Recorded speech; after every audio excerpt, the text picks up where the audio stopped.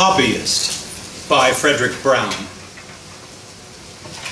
I heard a rumor, Sangstrom said, to the effect that you... He turned his head and looked about him to make absolutely sure that he and the druggist were alone in the tiny prescription pharmacy.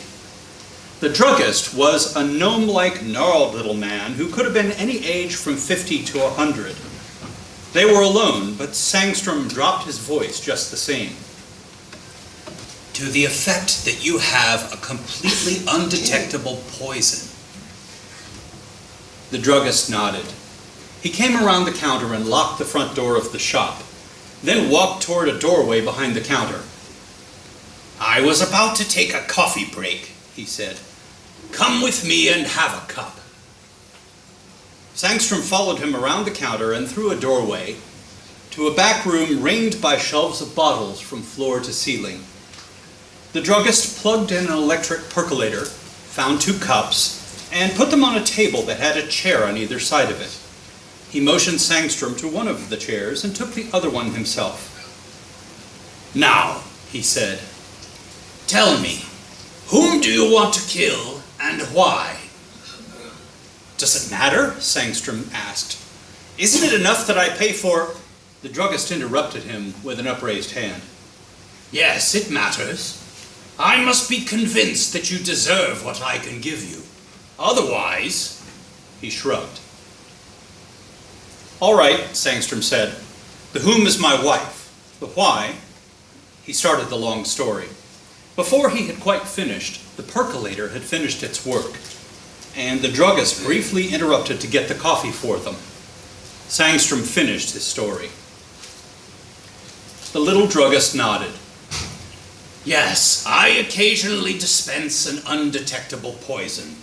I do so freely. I do not charge for it, as long as I believe the case is deserving. I have helped many murderers. Fine, Sangstrom said. Please give it to me then. The druggist smiled at him. I already have.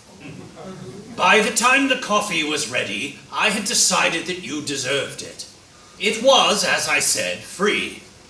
But there is a price for the antidote. Sangstrom turned pale. But he had anticipated, not this, but some form of a double cross or the possibility of blackmail. He pulled a pistol from his pocket. The little druggist chuckled. You daren't use that. Can you find the antidote? He waved at the shelves. Among those thousands of bottles? Or would you find a faster, more virulent poison? Or if you think I'm bluffing, that you're not really poisoned, go ahead and shoot. You'll know within 3 hours when the poison starts to work. How much for the antidote? Sangstrom growled. Quite reasonable, $1,000. After all, a man must live. Even if his hobby is preventing murders, there's no reason why he shouldn't make money at it, is there? Sangstrom growled and put the pistol down, but within reach, and took out his wallet. Maybe after he had the antidote, he'd still use that pistol. He counted out the $1,000 in $100 bills and put it on the table. The druggist made no immediate move to pick it up. He said, and one other thing, for your wife's safety and mine. You will write a confession of your intention, your former intention, I trust, to murder your wife. Then you will wait till I go out and mail it to a friend of mine on the homicide detail. He'll keep it as evidence in case you ever do decide to kill your wife, or me for that matter. When that is in the mail, it will be safe for me to return here and give you the antidote. I'll get you paper and pen. Oh, and one other thing.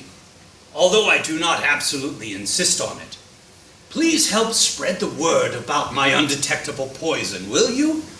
One never knows, Mr. Sangstrom. The life you save, if you have any enemies, just might be your own.